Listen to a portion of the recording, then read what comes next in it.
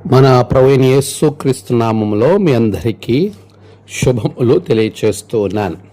త్రిత్వం తర్వాత 4వ ఆదివారం కొరకు ఏర్పాటు చేయబడిన దైవలేఖన భాగములు యెషయా గ్రంథము 58వ అధ్యాయం 6 నుండి 12, రోమీలకు రాసినటువంటి పత్రిక 14వ అధ్యాయం 7 నుండి 17, మత్తయి సువార్త 5వ అధ్యాయము 43 నుండి 48 వరకు. ఈ 3 పాఠ్యభాగాలు ఆధారంగా నేను ఏర్పాటు చేసుకున్న అంశం నీ పేరు ఏమిటి, వాట్ ఈజ్ యువర్ నేమ్. త్రియేక దేవుని నామములో మరొక పర్యాయం మీ అందరికీ శుభాలు తెలియజేస్తూ ఈ అంశానికి తగినటువంటి పాఠ్యభాగాన్ని మూలవచనం గమనిస్తే యెషయా గ్రంథం 58వ అధ్యాయం 12వ వచనము మధ్య భాగములో మనం చదివినట్లయితే, విరుగబడిన దానిని బాగు చేయువాడవనియు దేశములో నివసించున్నట్లుగా త్రోవలు సిద్ధపరచువాడనియు నీకు పేరు పెట్టబడును. వాట్ ఈజ్ యువర్ నేమ్, నీ పేరు ఏమిటి అనే అంశానికి గల ఉద్దేశాన్ని మొదట మీకు తెలియచేయాలని నేను ఇష్టపడుతూ ఉన్నాను. ప్రియులారా, తల్లి గర్భములో రూపింపబడక మునిపే ప్రభు అంటున్నాడు, నేను నిన్ను పేరు పెట్టి పిలిచి ఉన్నాను. యెషయా గ్రంథం 43వ అధ్యాయం 1వ వచనం మనం చదివితే అక్కడ ప్రభు మాట్లాడుతున్న మాట కనబడుతూ ఉంటుంది. పేరు పెట్టి పిలిచిన దేవుడు మనకు, మన తల్లిదండ్రులు ఒక పేరును మనకు పెడతారు. అది భౌతిక సంబంధమైనటువంటి పేరు. ప్రతి ఒక్కరికి ఏదో ఒక పేరు అనేది ఉంటుంది.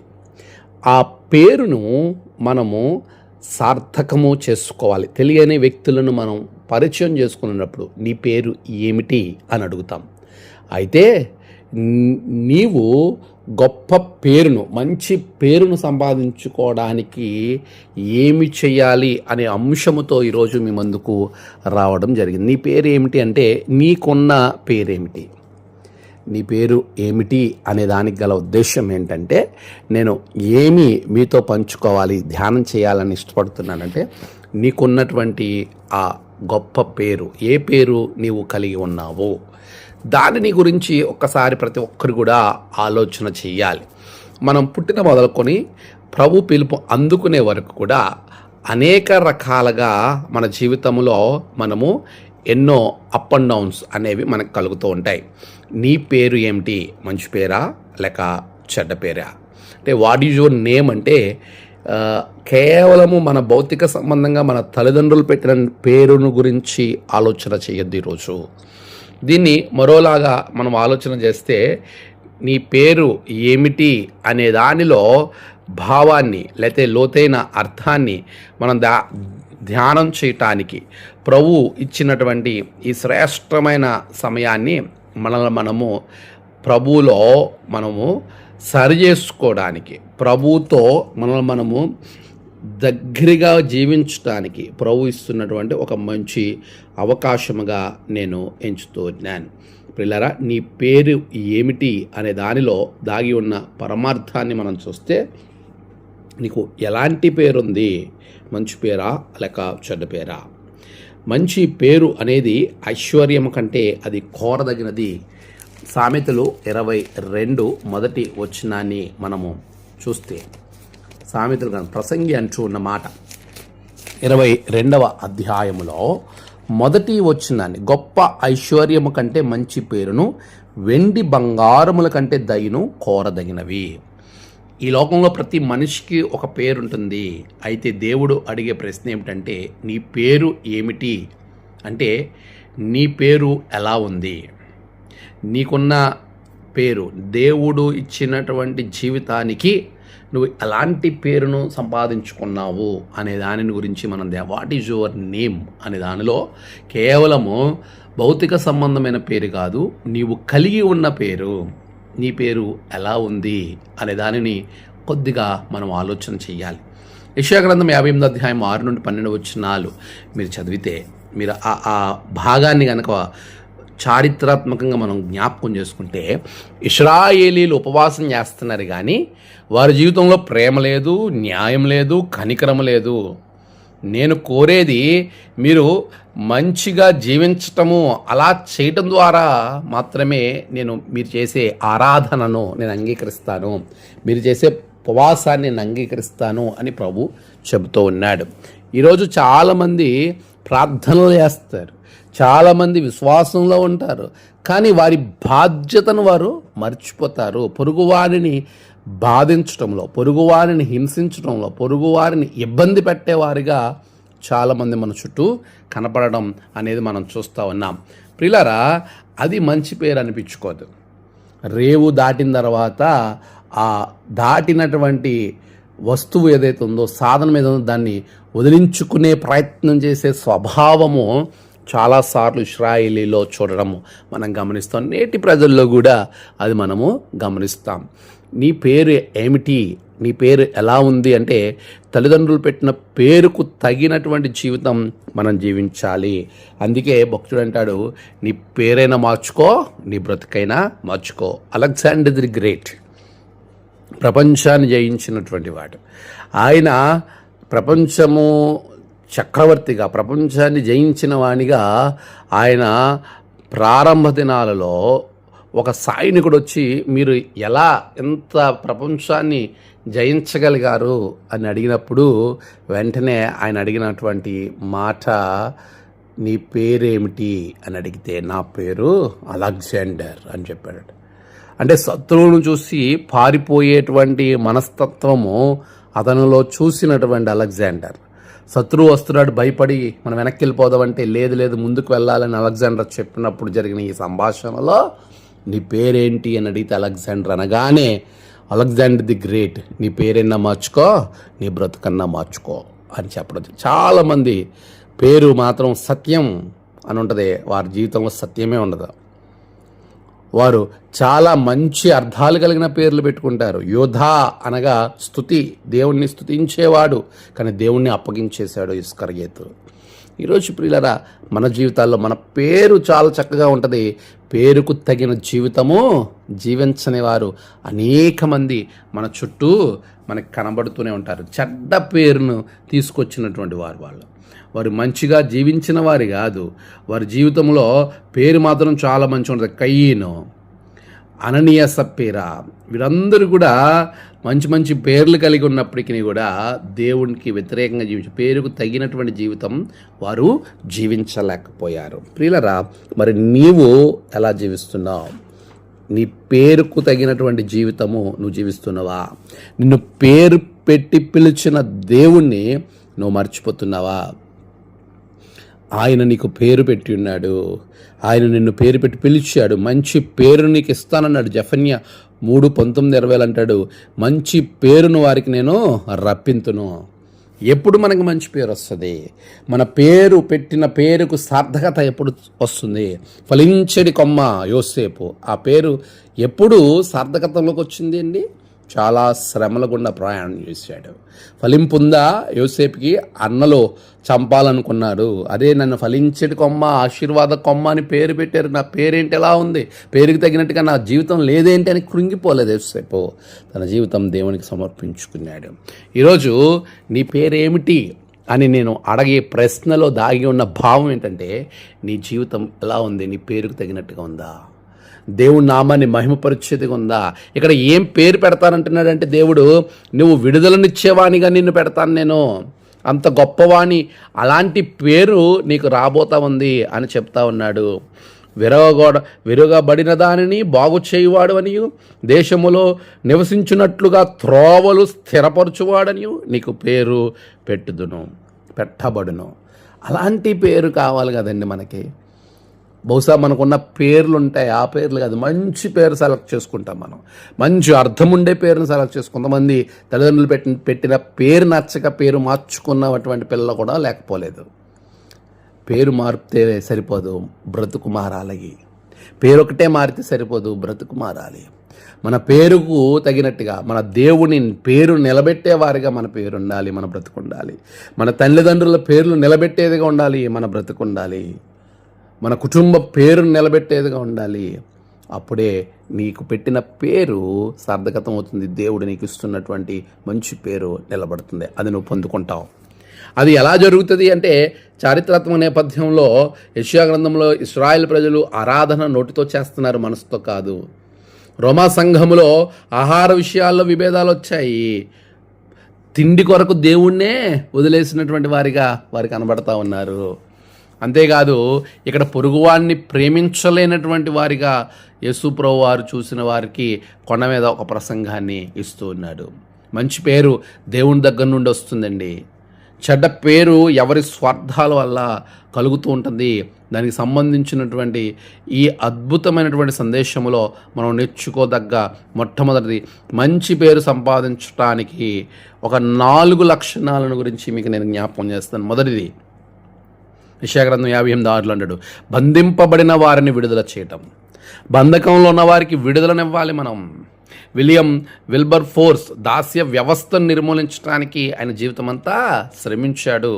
ప్రపంచమంతా మంచి పేరును ఆయన సంపాదించుకున్నాడంటే ఎవరైతే బందీల్లో ఉన్నారో, దాస్యంలో ఉన్నారో వారికి విడుదల కొరకు విలియం విల్బర్ ఫోర్స్ అనే ఆయన పోరాడాడు. ఈరోజు ప్రియులారా, బందీలతో ఉన్న వారికి నువ్వు సహాయం చేయాలి. బంధింపబడిన వారికి విడుదల. బహుశా భౌతిక సంబంధమైన బందీ కాదు, వాళ్ళు ఆ అపవాది బందీలో ఉండిపోయారేమో, వారికి విడుదల దయచేయడానికి దేవుని సన్నిధిలో ఒక బలమైన సాధనంగా నువ్వు వాడబడాలి. అంతేకాదు రెండవదిగా మనం గమనిస్తున్నప్పుడు ఆకలిగా ఉన్న వారికి ఆహారం పెట్టడము. యెషయా గ్రంథం 58:7 మీరు గమనించినప్పుడు అక్కడ చాలా స్పష్టమైనటువంటి మాట మనకు కనబడుతుంది. దేవుణ్ణి ఆరాధన కంటే సేవను ఎక్కువగా ఇష్టపడతాడు. మనము చాలాసార్లు చేసే పొరపాటు ఏంటంటే దేవుణ్ణి ఆరాధిస్తాము కానీ పొరుగువాడిని తృణీకరిస్తాం. దేవుణ్ణి ఆరాధిస్తూ నువ్వు పొరుగువాడిని కూడా ప్రేమించాలి. దేవుణ్ణి ఆరాధన చేయడం అని అంటే కేవలము ప్రార్థన చేసి పొరుగువాడిని తృణీకరించడం కాదు. ప్రార్థన ఎంతలా చేస్తున్నావో, దేవుణ్ణి ఎలా ప్రేమిస్తున్నావో అలాగనే పొరుగువాడిని ప్రేమించాలని 2 ఆజ్ఞలుగా ప్రభు చెప్పలేదా?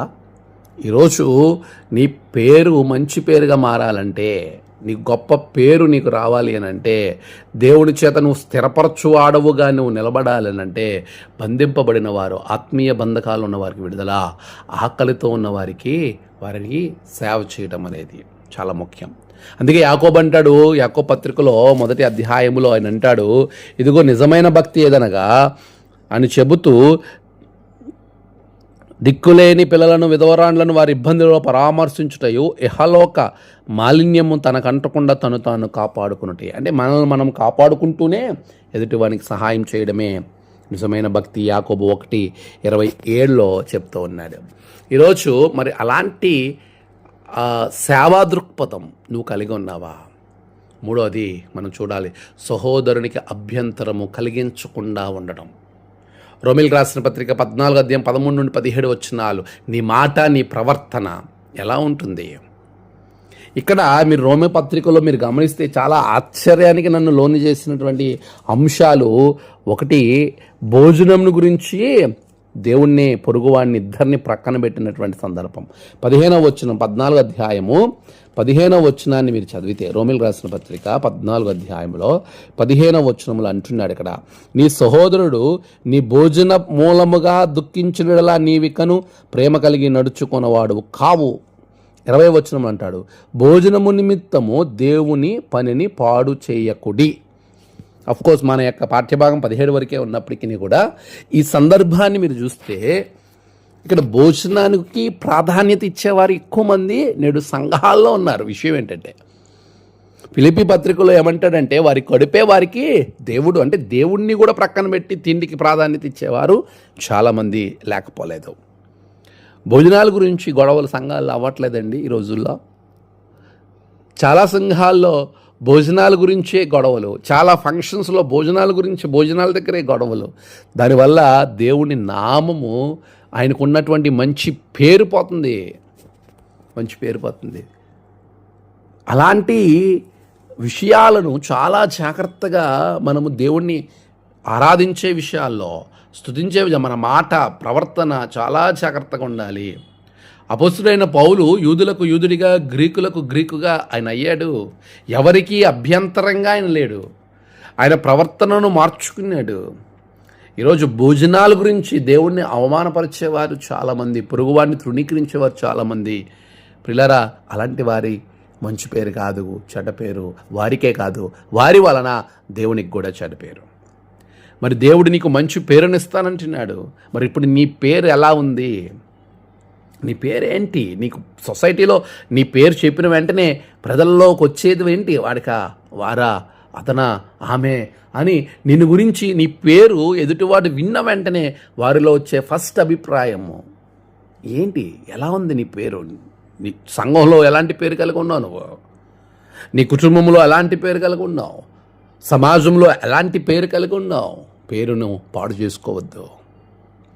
నీ వలన దేవుని నామానికి, దేవుని పేరుకి నువ్వు అవమానాన్ని తీసుకురావద్దు. ప్రభు అంటున్నాడు, నీ పేరేంటి?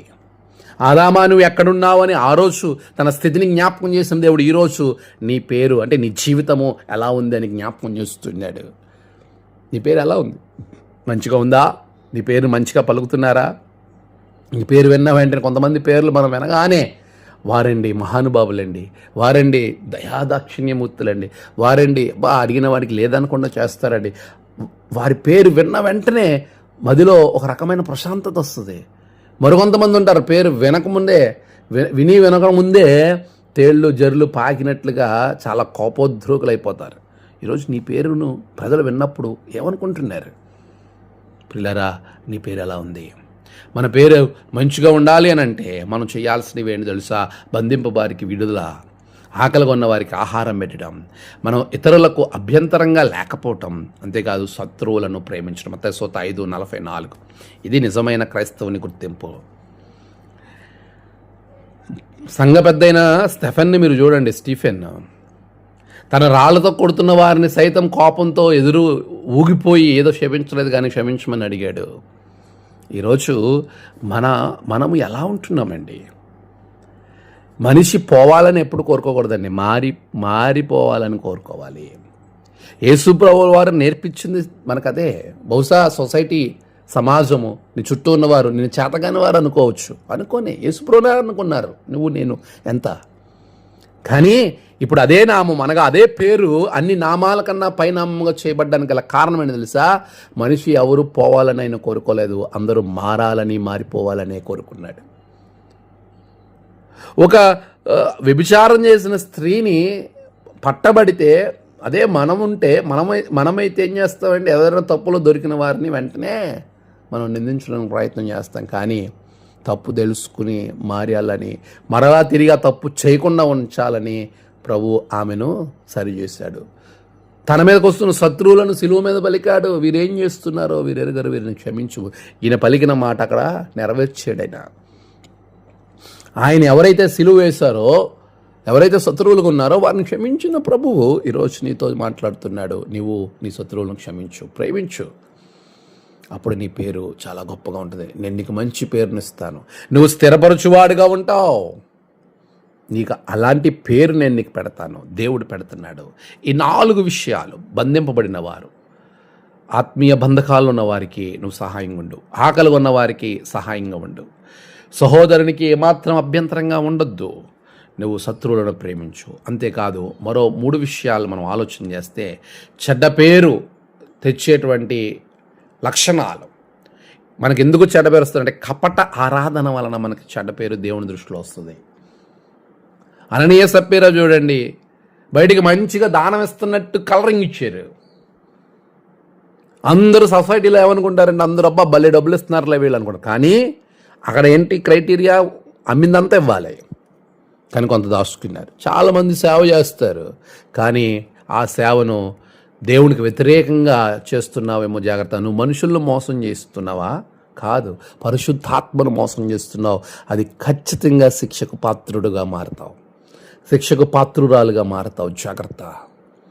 దేవుని మాట చాలా స్పష్టమైన మాట. అక్కడ వెంటనే అననీయ సప్పీరాలు మీరెందుకు పరిశుద్ధాత్మను మోసపుంచుటకు మీరు ఏకీభవించారు అనే మాటను అక్కడ అననీయ సప్పీరాలను గురించి చాలా స్పష్టంగా అపొస్తలుల కార్యాల గ్రంథములో దేవుని మాట మాట్లాడుతుంది, సేవకుడు మాట్లాడుతూ ఉన్నాడు. ఈరోజు చాలాసార్లు మనం ఆలోచన చేయాల్సిన విషయం చూడండి. అపొస్తలుల కార్యాల గ్రంథం 5వ అధ్యాయంలో మీరు గమనిస్తున్నప్పుడు అక్కడ అంటున్న మాట 9వ వచనం, అందుకు పేతురు, ప్రభు యొక్క ఆత్మను శోధించుటకు మీరెందుకు ఏకీభవించితిరి? మీరు మనుషుల్ని కాదు శోధిస్తుంది, మనుషుల్ని కాదు మోసపుస్తుంది, పరిశుద్ధాత్మను, దేవుని ఆత్మను మోసపుస్తున్నారు. బహు జాగ్రత్త సుమి. ఆరాధన చేస్తున్నాము, సహాయం చేస్తున్నాం అంటే అది ఖచ్చితంగా పరిపూర్ణంగా ఉండాలి. బయట మాత్రం ఉపవాసం, లోపల అన్యాయం. ఇది దేవునికి అసహ్యము. బయటకు ఆరాధన చేస్తూ, బయటికి సహాయం చేస్తున్నట్టుగా నటిస్తూ లోపల దేవునికి వ్యతిరేకంగా చేస్తే ఖచ్చితంగా దేవుని కోపానికి పాత్రలు అవుతారు. ప్రిల్లరా, బయట మాత్రం మంచి పేరు కోరుకున్నారు అననీయ సపీరా, కానీ లోపల అంతా అబద్ధమే. ఈరోజు నువ్వు అలా ఉంటే మర్చుకో. చెడ్డ పేరుని తీసుకొస్తుంది కపట ఆరాధన. రెండవది, ఇతరులకు తీర్పు తీర్చడం. రోమా 14లో మనం చూస్తున్నాం. తీర్పు తీర్చేవాడివి నీకేం సంబంధం తీర్పు తీర్చడానికి? మనం చాలాసార్లు ఎదుటివాడిని చాలా ఈజీగా జడ్జ్ చేసేస్తూ ఉంటాం. ఇక్కడ అదే అంటున్నాడు, నువ్వు తీర్పు తీర్చేటువంటి పరిస్థితి ఏమాత్రం కూడా నీకు లేదు. మనం తీర్పు తీర్చడానికి మనకి అర్హత లేదు. ప్రభు చాలా స్పష్టంగా చెప్తున్నాడు 13వ వచనంలో, మనం ఇక మీదట ఒకరినొకడు తీర్పు తీర్చకుందము, ఇదియోగాక సహోదరునికి అడ్డమైనను ఆటంకమైనను కలగజేయకుందుమని మీరు నిశ్చయించుకునడి. తీర్పు తీర్చకుండా ఉండాలి ఇతరులకు. అందుకే మత్తయి సువార్తలో యేసుప్రభువు వారు చెప్తారు 7వ అధ్యాయంలో, తీర్పు తీర్చకుడి. నీ కంటిలో తూలాన్ని పెట్టుకుని ఎదుటివాని కంటిలో నలుసును నువ్వు ఎలా చూస్తావు? ప్రియులరా, చాలాసార్లు చాలామంది అనేది ఏంటంటే, నేను చేస్తే అయ్యో పాపం, ఎదుటివాడు చేస్తే పాపం. అదే పని నేను ఏ సందర్భంలో చేయాల్సి వచ్చిందో తెలుసా అంటాం. అదే నేరేషన్ ఎదుటివాడు చెప్తే వినం. తప్పే అని మనం తీర్పు తీర్చుతాం. తీర్పు తీర్చడం వలన నీ పేరు మంచిగా ఉండదు, చెడ్డగా దేవుని దృష్టిలో మారిపోద్ది. 5వది తర్వాత చివరిగా 7వది మీరు గమనిస్తే ద్వేషం. మత్తయి సువార్త 5వ అధ్యాయంలో మీరు గమనించినప్పుడు 43 నుండి 48 వచనాల్లో శత్రువుల మీద ద్వేషం పంచుకోవడం, అలాంటి పగను కలిగి ఉండడం, వారు నాకు ఏం చేశారో దానికి తగ్గట్టుగా నేను చెయ్యాలి అని అనుకోవడం, అది చాలా పొరపాటైనటువంటి విధి విధానము అని వాక్యం చాలా స్పష్టంగా చెప్తుంది. క్షమించకపోవటం. మత్తయి సువార్త 5వ అధ్యాయం అంతా కూడా ప్రభు అంటున్నాడు, శత్రువులను ప్రేమించండి అనే మాటలను ఆయన జ్ఞప్తికి చేస్తున్నాడు. పొరుగువానికి ఆయన నాకేం చేశాడో తిరిగి నేను అదే చేస్తాను, ఆడు నన్ను ప్రేమిస్తే ప్రేమిస్తాను, లేదంటే నేను ఖచ్చితంగా శిక్షణ వేస్తాను. చూడండి, నీ పొరుగువాడిని ప్రేమించి నీ శత్రువుని ద్వేషించమని చెప్పబడిన మాట విన్నారు కదా. నేను మీతో చెప్పిన మీ పరలోకపు ముందున్న మీ తండ్రికి కుమారులై ఉండినట్లు మీ శత్రువులను ప్రేమించండి, మిమ్మల్ని హింసించే వారి కొరకు ప్రార్థన చేయండి. మీకు చేసేవారికి చేస్తే మీకుని సుంకరులకు తేడా ఏముంది? జస్ట్ వందనాలు చెప్పి ఆపేస్తే ఏం ప్రయోజనం? ప్రియులారా, ద్వేషాన్ని వీడండి, ప్రేమను పెంచండి. మనం అలా ప్రేమ కలిగి ఉండాలి. యోసేపు చూడండి, క్షమించాడు తన అన్నలను. ఈరోజున నీవు ఎలా ఉంటున్నావు? మంచి పేరు దేవుని కృప వలన, మంచి పేరు ప్రేమలో కనబడుతుంది, సేవలో కనబడుతుంది, క్షమలో కనబడుతుంది, పరిశుద్ధ జీవితంలో అది ప్రకాశిస్తుంది. ఈరోజు దేవుడు మనల్ని అందరినీ అడుగుతున్నాడు, నీ పేరేంటి? మనుషులు నీ పేరు విన్నప్పుడు ప్రేమ గుర్తుకొస్తుందా? దయ గుర్తుకొస్తుందా? సేవ గుర్తుకొస్తుందా? లేక ద్వేషము, గర్వము, స్వార్థము ఇవన్నీ గుర్తుకొస్తున్నాయా? నీ పేరు విన్న వెంటనే మనుషులకి ఏమి గుర్తుకొస్తున్నాయి? ఈరోజు మనం అందరం కూడా ప్రార్థన చేద్దాం. దేవా, నీ సన్నిధిలో మంచి పేరుగా ఉండేలా నా జీవితాన్ని మార్చు తండ్రి అని మనం ప్రార్థన చేద్దాం. 7 విషయాలు మీకు నేను జ్ఞాపకం చేశాను ప్రియులారా. మనం మంచి పేరును సంపాదించుకోవడానికి బంధింపబడిన వారిని విడుదల చేయ మనస్తత్వం కలిగి ఉండాలి. ఆకలి ఉన్న వారికి ఆహారం పెట్టే మనస్సు కలిగి ఉండాలి. సహోదరునికి అభ్యంతరంగా ఉండకూడని మనసు కలిగి ఉండాలి. శత్రువులను ప్రేమించే మనసు ఉండాలి. ఒకవేళ మనలో 3 చెడ్డ లక్షణాలుంటే, చెడ్డ పేరు సంపాదించుకుంటే కపటమైన ఆరాధన, ఇతరులను తీర్పు తీర్చడం, అంతేకాదు ద్వేషం కలిగి ఇతరులను అసహించుకోవటం, అలాంటి వాటి వలన నీకు చెడ్డ పేరు ఈ భూమి మీద, అంతేకాదు దేవుని ఎదుట. ప్రభు అంటున్నాడు, నేను నిన్ను పేరు పెట్టి పిలిచాను, నీకు నేను మంచి పేరునిస్తాను, నీకు పేరు పెడుతున్నాను, నేను ఖచ్చితమైన పేరును నేను పెడుతున్నాను, నీవు గొప్పవాణిగా ఉంటున్నావు, నీకు నేను మంచి పేరును నేను పెడుతూ ఉండగా నువ్వు ఎందుకు ఆ విధమైనటువంటి జీవితాన్ని నువ్వు జీవిస్తున్నావు? స్థిరపరచువాడవు నీవు. ఇతరులు బాధింపబడిన వారిని నడిపించడానికి మార్గము స్థిరపరిచేవాడు నువ్వు. అలాంటి మంచి పేరు దేవుడు నీకు ఇవ్వబోతూ ఉండగా మన జీవితాలు ఎలా ఉన్నాయి, మనం సరి చేసుకుందాం, మంచి పేరు సంపాదించుకుందాం, దేవుడి నామానికి మంచి పేరు తీసుకొద్దాం. అచ్చి కృప ప్రభువు మీకు అనుగ్రహించునుగాక. ఆమెన్. ప్రార్థన. సర్వశక్తిమంతుడా గొప్ప దేవా, నీకు వందనాలు. గడిచిన కాలమంతా మీరు తోడుగొన్నారు. నిబిడలను దీవించండి. వారు మంచి పేరు కలిగి నీ పేరు నిలబెట్టేవారుగా వారిని ఆశీర్వదించమని యేసు నామమున ప్రార్థించి వేడుకుంటున్నాం తండ్రి.